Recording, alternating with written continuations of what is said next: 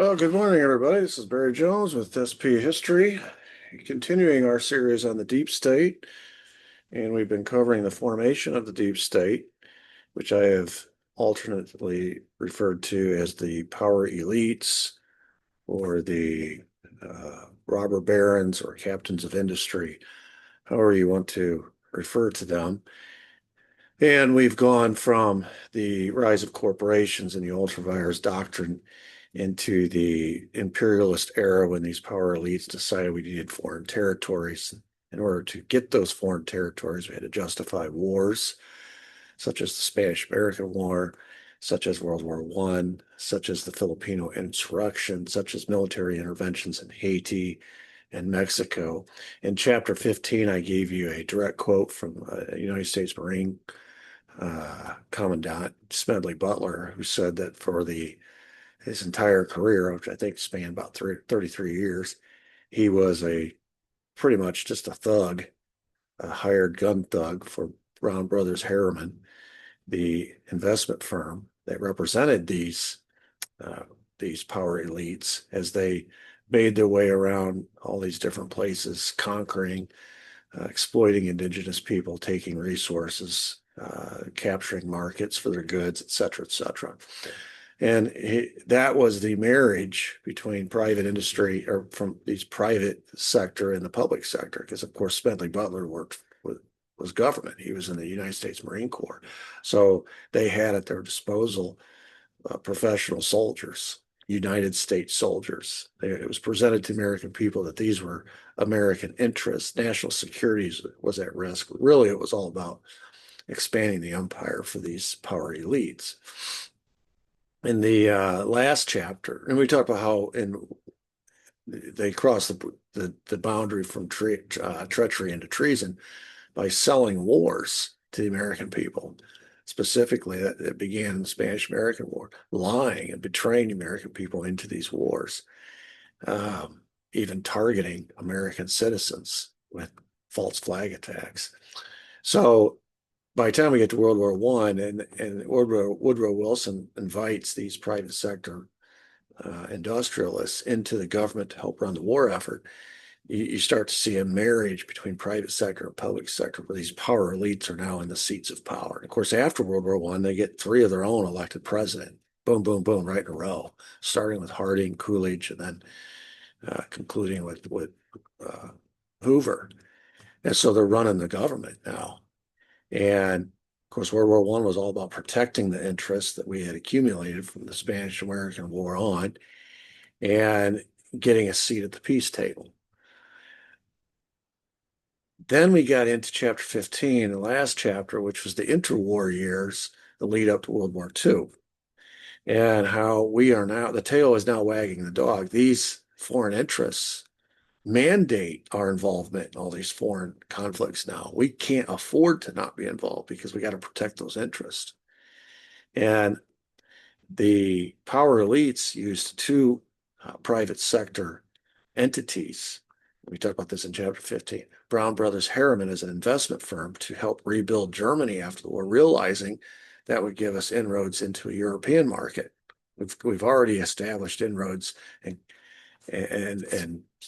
established spheres of influence in Latin America, South America, and the Far East. This gives us a chance now in inroads into Europe. If American dollars will flow into Germany to help rebuild Germany after World War I, that's exactly what we did. And really what we were doing is we were financing the rise of Nazi Germany.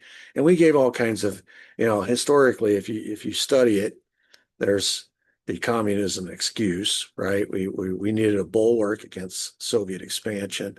So we wanted to rebuild Germany to serve as a bulwark, so a buffer between us and this communist juggernaut that had taken over during World War I and Russia. And so we justified rebuilding Germany for those reasons. But we knew Hitler was a bad guy, and we knew pretty early on. And that's what we're going to talk about today is what we knew about Hitler when and how some of these deep staters hid that from the American people and hid his war crimes, etc., from the American people, also hid their involvement in making him what he was. Rebuilding Germany it was American dollars, it was American investors who did that. And Brown Brothers Harriman realized, all these folks that are standing to make all this money, World War One could cost them if it ever was known the extent to which they were involved in Hitler's rise to power. So they hired another private sector entity, Sullivan and Cromwell, to hide all that, to provide immunity to themselves during the war and even after. So it's what you see in ultravirus. You always see it's always about maximizing profits, which is why they're investing in Hitler to begin with. It's all about profits. They don't care about Hitler. They don't care what bad things he stands for, what he's doing. And then you immunize yourself so you can never be held liable for it. That's what Brown Brothers Harriman and Sullivan and Cromwell, that's the services that they provided these deep staters. Maximizing profits, public interest be damned, and immunity. And we even named a few names. We talked about Prescott Bush being one of the movers and shakers, the early deep staters and Brown Brothers Harriman, and then the Dulles brothers being the two go-to folks in the Sullivan and Cromwell law firm.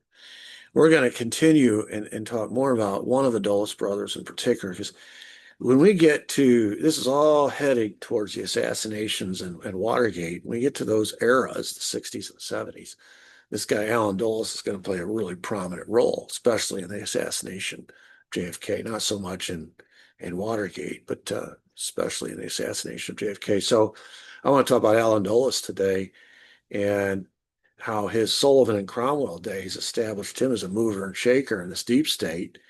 And as World War II begins and starts to take place, he is moved from Sullivan and Cromwell to a different job, a very important job that is going to give him access to power and access. And of course, he's going to be acting in an official capacity as a member of the United States government. This is no longer a private sector job, but he's going to be, even though he's technically working for Uncle Sam, he's going to be still representing. It's a dual purpose. He's still representing his deep state clients from Sullivan and Cromwell days. You'll see what I'm talking about here in a minute. During the war, FDR and Churchill had met at Casablanca and announced a doctrine coming from that they would accept nothing less than unconditional surrender from the Axis powers. This is an important stipulation because it is a reassurance to the Soviets, whom we need occupying the Germans on the Eastern Front, that we would not sell out the Soviets by making separate peace deals with the Nazis. In other words, we're all in this together till the very end. And there's going to be a definitive winner and a definitive loser. And then afterwards, in order to prevent another world war, we've gone all these years without any world wars. Now suddenly we've had two back to back. So to prevent these totalitarians from rising up again in the future, to prevent these war crimes, which World War II gave us war crimes on a scale unlike anything we'd ever seen before. And so the decision is made at Casablanca. Not only will we accept nothing less than unconditional surrender, we will hold Nazi war criminals, fascist war criminals, responsible and bring them to justice after the war, make an example of them so this doesn't happen again. So this was the decision that was reached by FDR and Churchill. And it's a reassurance to Stalin, but it's also sort of an objective given to the entire world. This is what we're fighting for. This is what's going to happen. This is how it's going to, and the winners always get to set the terms. Losers have to accept the terms. So we are assuming at this point that we're going to be the winner, the Allied powers. Now, this is not a World War II history lesson. What I want to do is talk about what the deep state is doing behind FDR's back as he is trying to carry out this new policy of unconditional surrender to defeat Germany, to defeat Japan, to crush them to the point where they have no choice left but to unconditionally surrender. Behind his back, the the director of the OSS, the Swiss director, he was based out of Switzerland, Alan Dulles, same guy that was the Sullivan and Cromwell guy with his brother Sir John Foster. He is now in charge of our intelligence services during the war. That was the OSS was the CIA before the CIA. He violates this Casablanca policy and begins trying to attempt to secure a secret peace with the Nazis in Italy, and furthermore, to protect Nazis with strategic value from post-war justice. In other words, he sees value in securing a secret peace treaty with the Nazis, which is exactly counter to what the Casablanca policy was, and then to provide them immunity, certain high-ranking Nazis who he thinks might provide strategic value to the United States going forward. The table is already here's what's going on.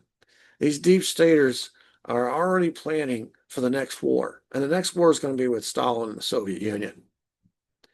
And whereas after World War I, we rebuilt Germany to be a bulwark against communist expansion, there's not going to be any possibility of that going forward. Germany is going to get carved up.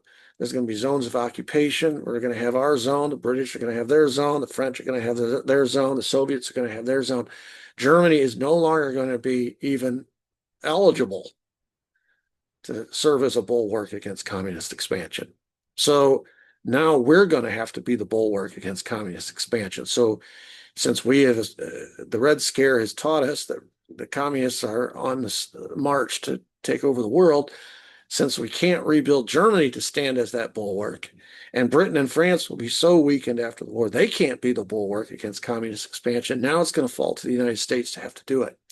And so we're already planning for that bipolar world where the West is going to be standing in as an enemy to the East. You're going to have the Soviet Empire and the American Empire in a stare down in this new war. Now, we're allies during the war. For the purposes of World War II, we're allies, but we're already planning the next war where we won't be allies. Philosophically, we don't think there in anything that unites us. We are as diametrically opposed to one another as you could be. They believe in basically a tyranny ruled by one. We're ruled by the people. They believe in a communist system, which is where the government owns all the means of production, makes all the economic decisions. We believe in capitalism, free enterprise. It just go on and on and on. Okay, there's nothing that unites us, and so we're preparing for the next stage. And remember now, they've learned through World War I that continuous warfare is extremely lucrative. So if we can transition straight from World War II, which is up to this point the most lucrative war in the history of all warfare, history of mankind, into another war, the Cold War, we'll have to stay on war footing.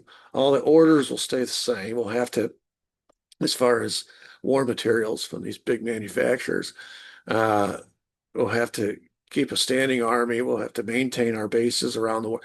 Everything remains the same. We'll have to stay on a war footing as long as we're in this Cold War with the Soviets, which means this industry, this new industry of continual warfare, this military, industrial, congressional complex, which is what we're working towards, is instead of being a temporary deal during times of war, it's not going to be a permanent situation.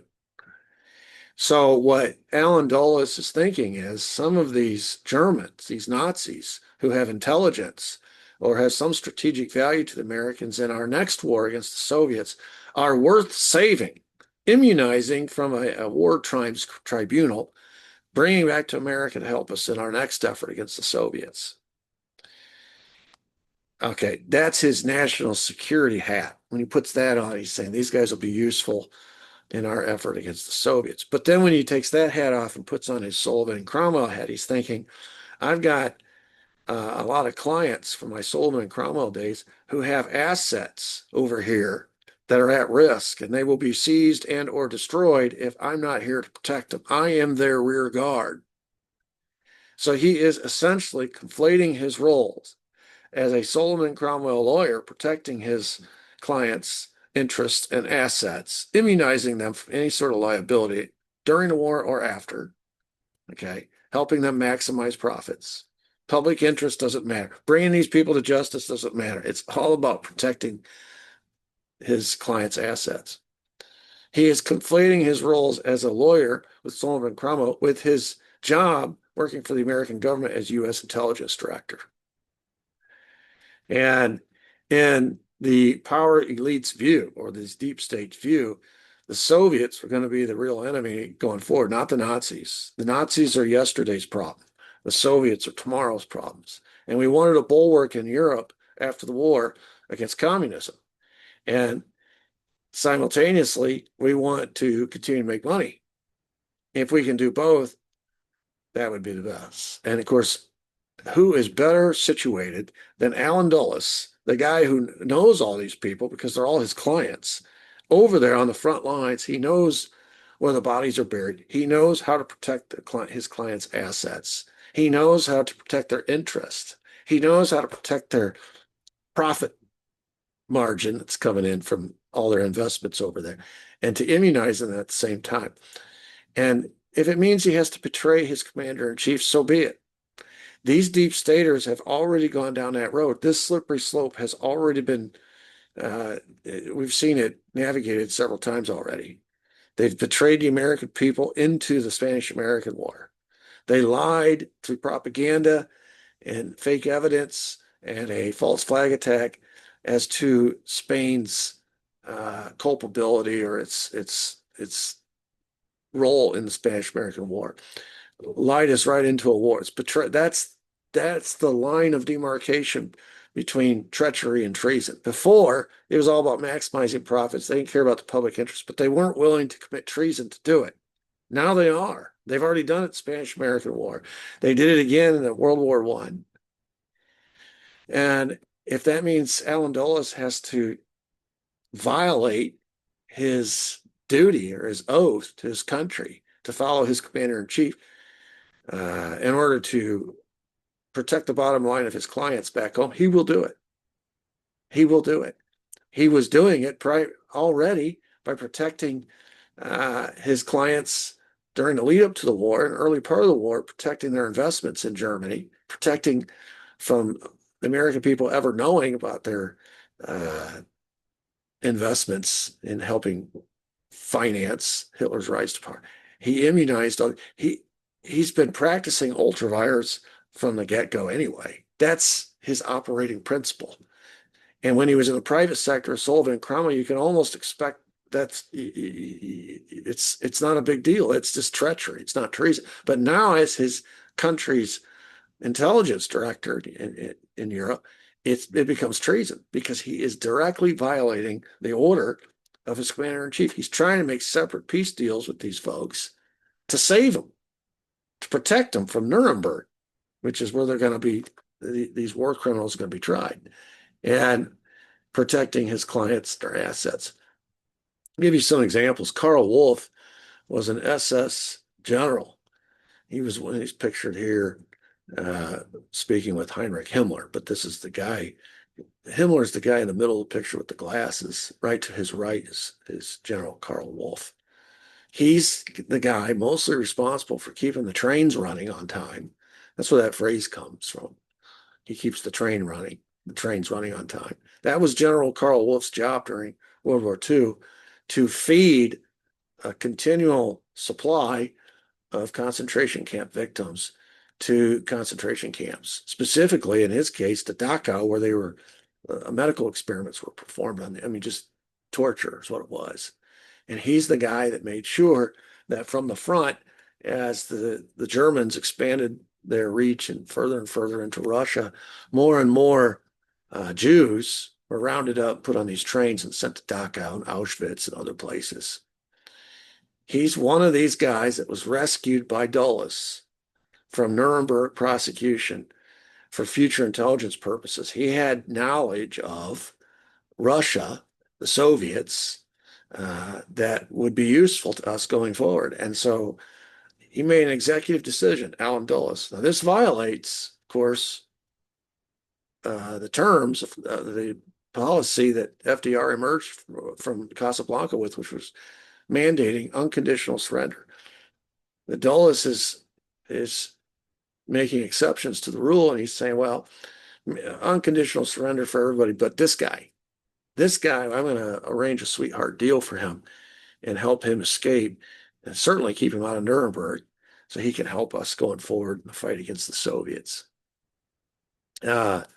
These are, by the way, called Dulles' Sunrise Nazis. This was an actual OSS operation called Operation Sunrise. Let's beat the rush to judgment.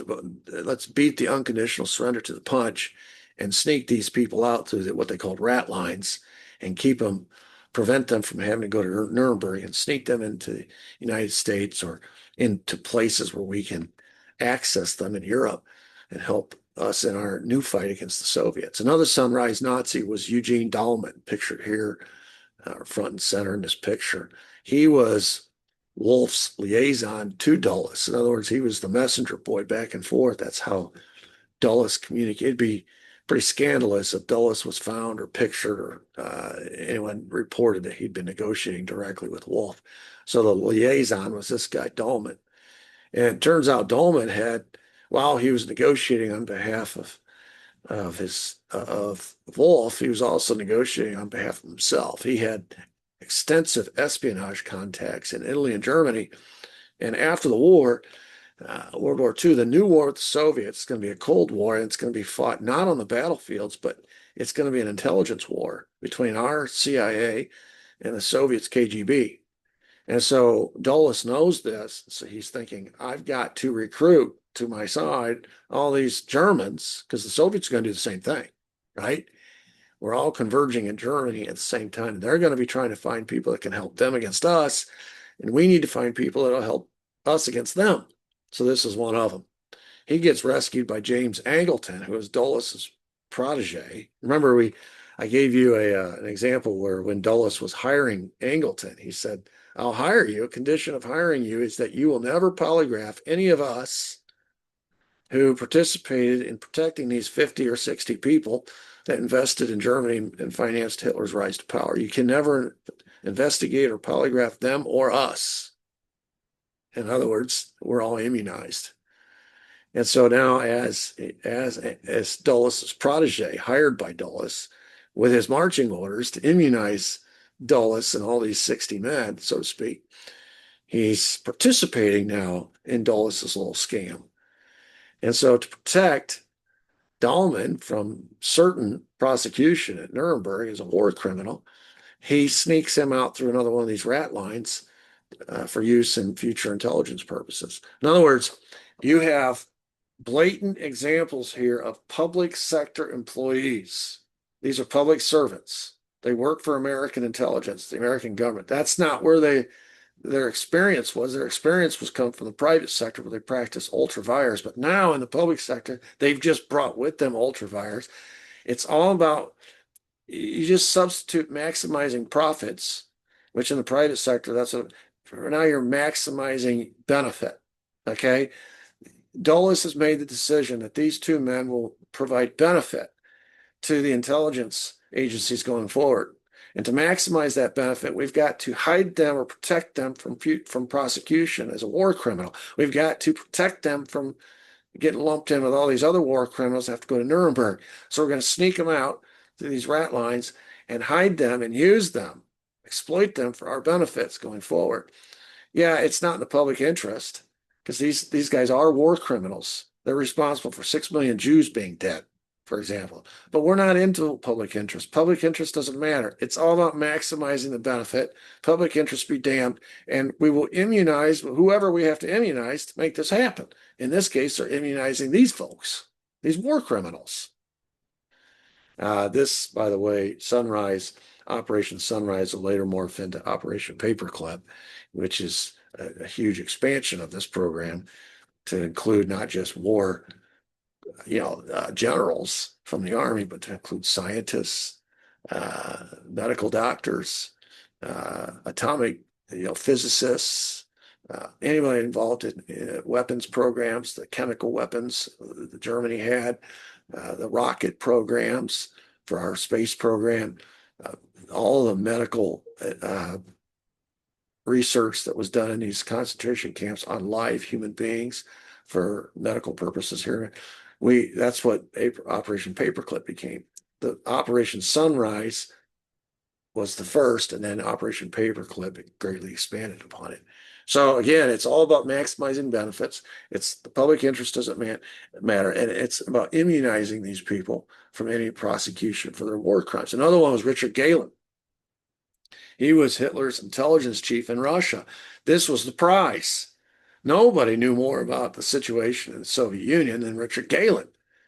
And so he's recruited by Dulles to head intelligence for him in what's going to be what we call West Germany after the war, after it's partitioned and divided.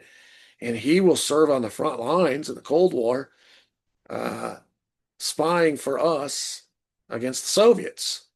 And of course, he knows everything. So you're not starting at zero. You're starting with somebody who knows a lot more about the Soviets than we do. He serves 23 years. So you figure the war ends at 45. So add 23 years. He retires. He literally retires with honors from the CIA in 1968. Got himself a lakeside estate. Had a sailboat, was sailing on a sailboat. This was all paid for by the CIA. This guy, pictured here looking into the camera, is a former Nazi, high-ranking Nazi in Hitler's government. Should have gone to trial as a war criminal at Nuremberg, but instead. So what you're seeing is we're running a sort of a. You see this in law enforcement all the time, where deals are made with prosecuting attorneys and folks that are in the mafia, for example.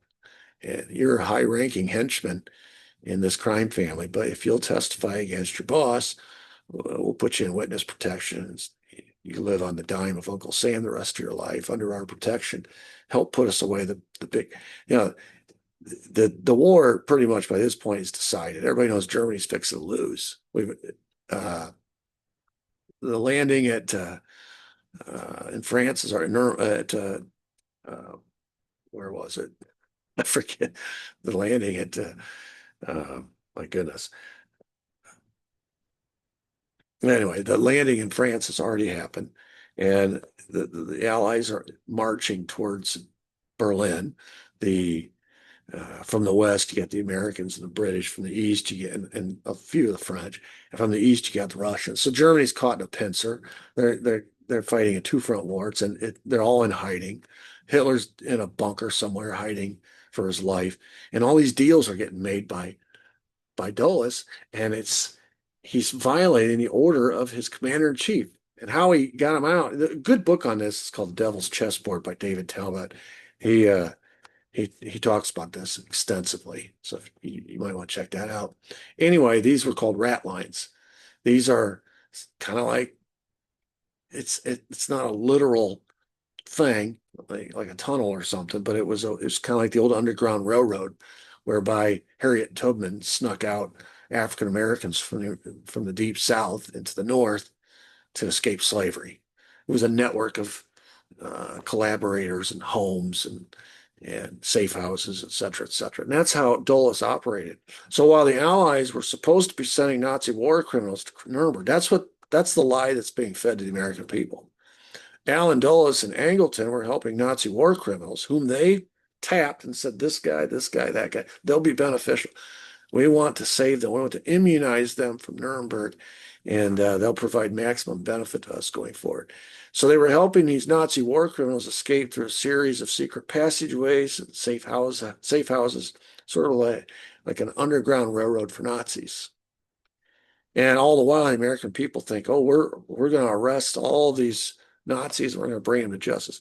Now, the suckers got arrested, the ones that didn't provide much benefit. They were the patsies, so to speak. The big guys got away. And it was because of this double dealing that's taking place by Allen Dulles. Some more double dealing that took place has to do with the Holocaust itself. The Americans like to claim after the war that the reason we didn't intervene and help these poor Jews, because we didn't know. We played ignorant. We didn't know. But I'm going to give you three examples that shows that our Swiss director of OSS, American intelligence, did know and purposely turned a blind eye, ignored it, made sure that it never made its way to the right person so that decisions would be made that might jeopardize his clients. Remember now, some of the clients he's representing include IG Farben. IG Farben was the company producing the Zyklon B gas, which was used to kill these Jews in these gas chambers. So he knows what he's doing. Edward Schultz was one of them, chief executive of a German mining company, hand-delivered evidence of what was going on at Auschwitz in a face-to-face meeting with Allen Dulles in 1943. Hand-delivered a letter with evidence in it about what's going on at Auschwitz. He said, well, what could we have done about Auschwitz? Well, the very least we could have done, by 1943, the war is pretty much decided. We control the skies in Europe over Germany. We could have bombed the rail lines, so at least General Wolf can't keep sending trainload after trainload after trainload of Jews to Auschwitz to die. We could have at least bombed the rail lines, at the very least. We'll find out here in a minute what he did with this evidence. In 1944, the next year, the war is pretty much ended. And at least the part with Germany is now we're focusing more attention on Japan. Fritz Kolbe, a German foreign service official, one of these conscientious objectors, so to speak. He's one of the few that refused to join the Nazi Party, smuggled final solution documents to Allen Dulles over an 8-month period. In other words, this is not what's going on at Auschwitz. It's not the work, the handiwork of some wild, out of control German general or commandant of a concentration camp. This is official Nazi government policy, because they had a meeting at Wannsee where they came up with this final solution. They weren't killing Jews fast enough. It wasn't efficient enough, using guns, firing squads, and burying them in the ground. Wasn't fast enough, wasn't efficient enough, was causing all kinds of psychological problems for their soldiers and the SS. So they said, how can we depersonalize this so that our SS doesn't have to kill so many people in the course of a day? And it psychologically messes them up. How can we make this more efficient so we can kill more faster and get rid of the evidence? Why don't we use gas chambers and then we'll burn the bodies? And that was the essence of the final solution. And they wrote it all down. And he smuggled these documents in 1944 over an 8-month period to Allen Dulles. And he's the director of American intelligence in Europe on the front lines. And remember, after the war, the Americans are going to say, we didn't know. In 1944, 2 escapees, Jewish escapees from Auschwitz, wrote down everything they'd seen at the camp and put it in a report, and that report eventually made it to Allen Dulles in 1944. So if you're Allen Dulles, you've already been told in a face-to-face meeting with the guy who runs a mining company in Germany, and it says, hey, this is what's going on with these Jews. Here's the report. And in 44, you get 8 months worth of documents about the final solution, which itemizes everything down to the last detail, how it's going to work. And then in 44, you get these 2 escapees who give you first-hand accounts of what's going on at Auschwitz, Rudolf Verba and Alfred Wetzler. And you can see here, pictured above their pictures, they're drawing diagrams of these crematoriums and these gas chambers, et cetera, et cetera. I mean, Allen Dulles knows. But remember now, he's wearing 2 hats. He's wearing the hat of U.S. intelligence currently, but he's also still protecting, as a private sector guy, he's wearing the hat of the Sullivan Cromwell lawyers, protecting his clients and their assets and their interests and their money flow, their profits, et cetera, and trying to keep them immunized. You know, it's going to look bad for one of his clients, IG Farben, if it's found out that their main product, Zyklon B, is being used in the war effort, in the effort to the Holocaust, to kill these Jews. So you can't let this get out. So what does he do with all this information? He asked Schultz, remember this is the 43 guy, the guy who gave him the face-to-face meeting, gave him the report. It says, all right, write a memo on the state of the German nation. In other words, he gave Schultz some busy work to do. He was concerned more about Hitler's people, not his victims. And it never went anywhere. he redirected Schultz's main thrust of the meeting, which was to tell him what's going on in these concentration camps at Auschwitz in particular. He redirected, "Sorry, here, I'll tell you what, thank you for that. Now I want you to write me a report on the state of Hitler's people. I don't really care about these victims." And Schultz went about doing that. Meanwhile, the Auschwitz information went nowhere. What was his response to Colby? The 8-month worth of final solution documents. Instead of reporting on the fate of the Jews or recommending the bombing of the rail lines, which would have stopped all of it, Dulles reported to FDR that communists were gaining strength in Germany. When he met with FDR, these are official documents recording the gist of this meeting. When FDR asked him about what he was learning on the front lines over there as a Swiss director of the OSS, he says, the communists, remember, he's already set the stage. These deep staters are already set the stage for what's coming next, a Cold War against the communists. So in 1944, he's warning FDR of the new threat, which is the communists. Doesn't say anything about what's going on at these concentration camps, specifically Auschwitz, or it doesn't say anything about the final solution, none of it. And in his response to the two escapees, Verba and Wetzler, he sent a routine cable to Cordell Hull, who was the Secretary of State, who advised FDR at that time to reject the St. Louis.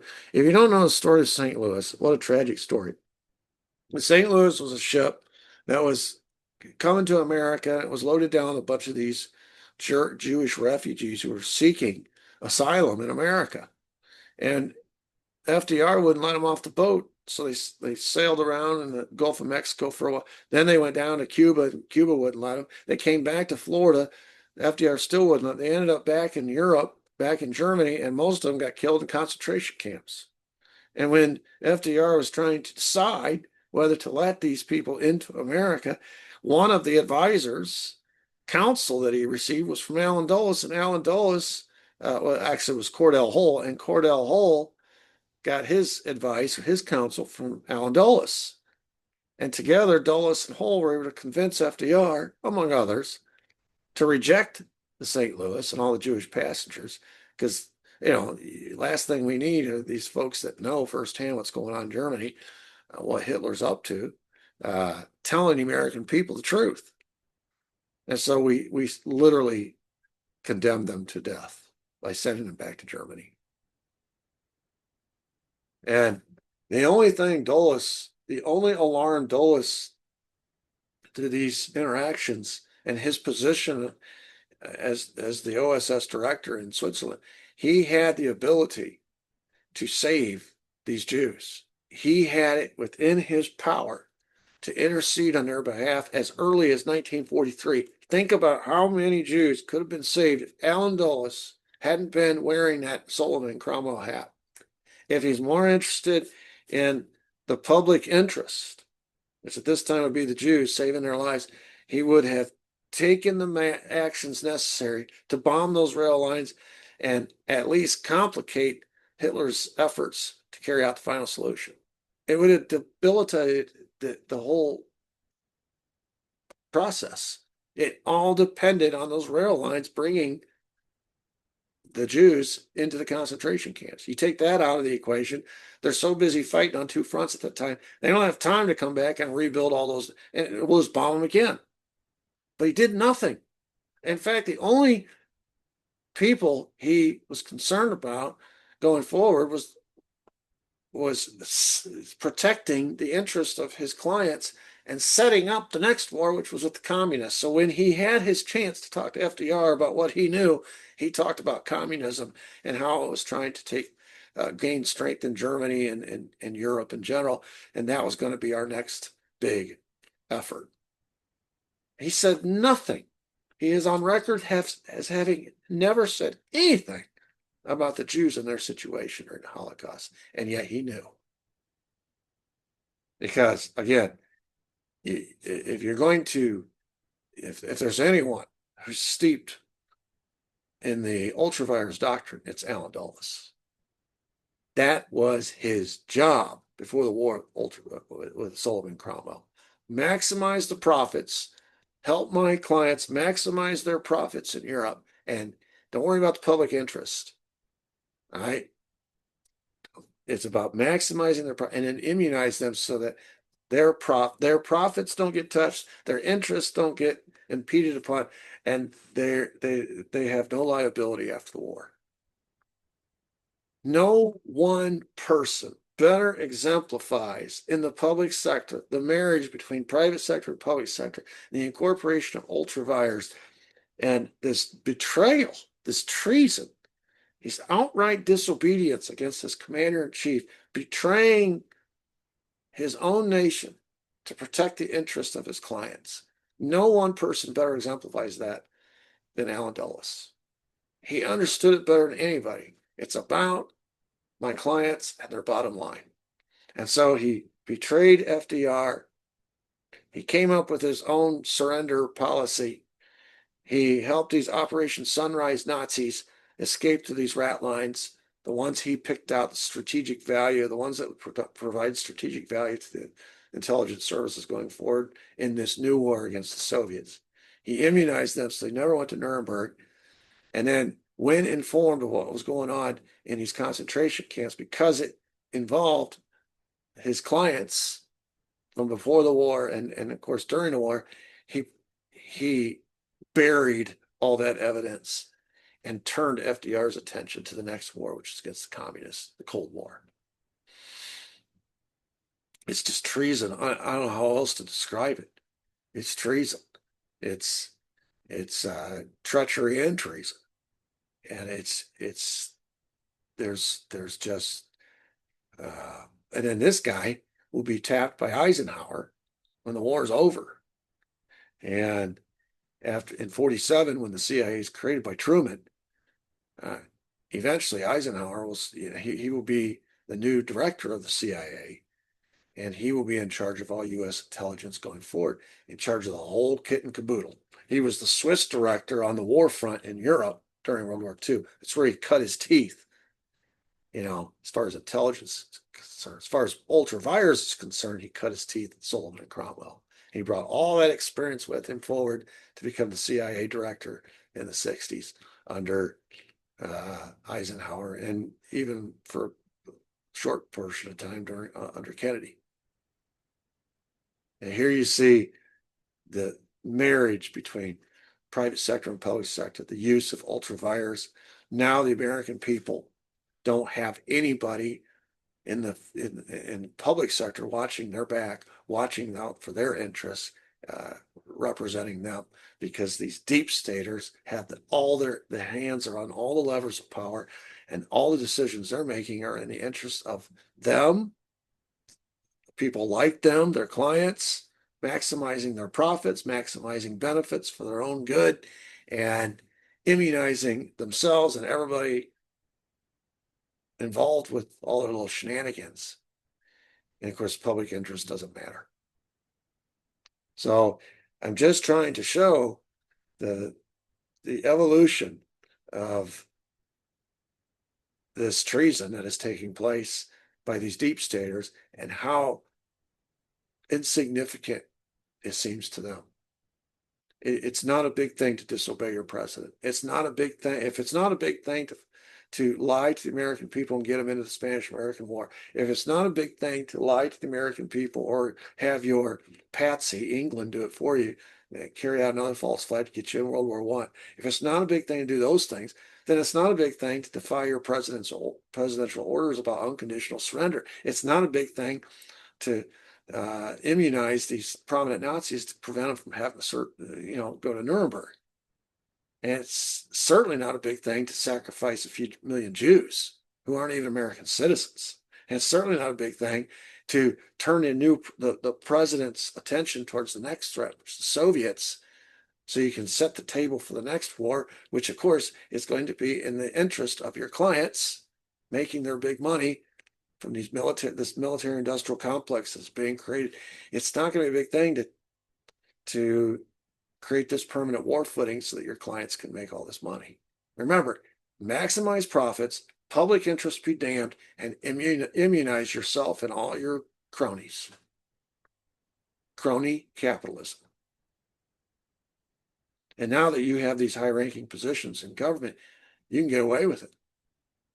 and no one's going to serve time. No one's going to be indicted for anything. No one's going to ever go to court or, be convicted of anything, because when you have your hands on the handles of power, these leverage instruments, you control the justice system. You control who gets charged, who gets investigated. You control all that. So, okay, that's enough for today. We'll be next chapter. We'll be going into an examination of the World War II and the entities that are making money from that war, just like we talked about in World War One. And again, it's going to be these same deep state, big 50 or 60 corporate owners who run, they're no longer just running these U.S. corporations, the U.S. economy, and the U.S. government. Now they're running the world for all intents and purposes. So, okay, thanks for listening, and feel free to subscribe to my channel, smash the like button, and share this channel, and also feel free to comment. Until next time, God bless. Thank you.